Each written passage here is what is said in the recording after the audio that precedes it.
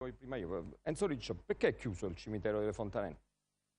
Le fontanelle sicuramente ci sono le responsabilità dell'amministrazione comunale, come diceva Gianfranco. Cioè, della serie che voi non c'entrate proprio, dite voi? Noi, anzi, io personalmente, ma anche l'intera municipalità, No, personalmente, dicevo come municipalità. ha più volte sollecitato l'amministrazione comunale, che tra l'altro negli ultimi anni si è palleggiata su come aprire, a chi affidare l'apertura di questo grande attrattore internazionale.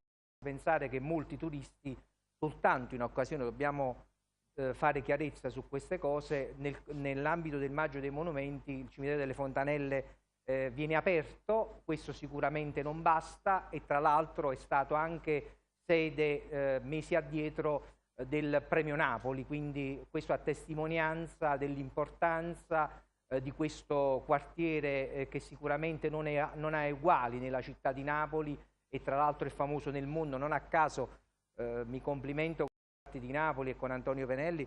Tra l'altro questa è una giornata particolare per Rione Sanità.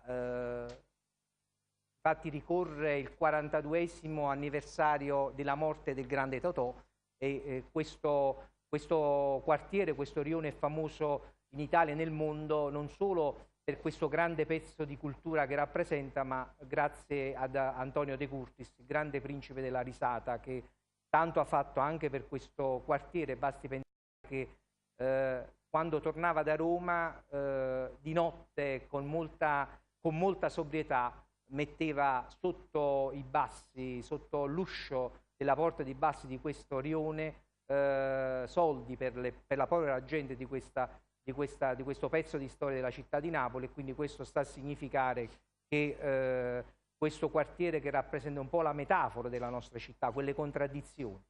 È chiaro che il Comune di Napoli dovrebbe fare una sola cosa che non ha fatto fino adesso: utilizzare quelli che sono i propri dipendenti, affidare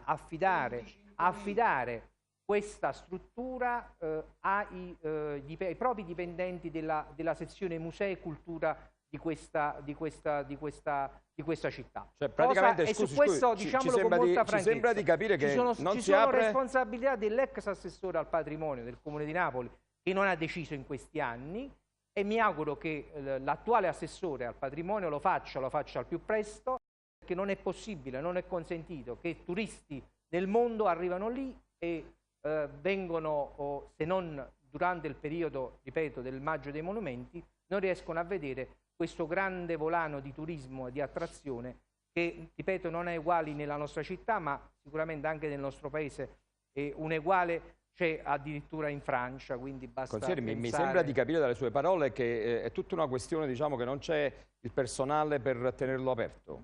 Il problema, ripeto, il personale c'è, come diceva Gianfranco, 25.000 dipendenti, nel Comune di Napoli. volontà politica, perché in questi anni l'amministrazione comunale pensava di darla a delle associazioni, e questo, se l'avesse fatto, poteva essere una risposta, ma tenerlo lì senza un'apertura garantita 365 giorni all'anno, ripeto, è un'offesa a questo pezzo di storia della città. Gianfranco,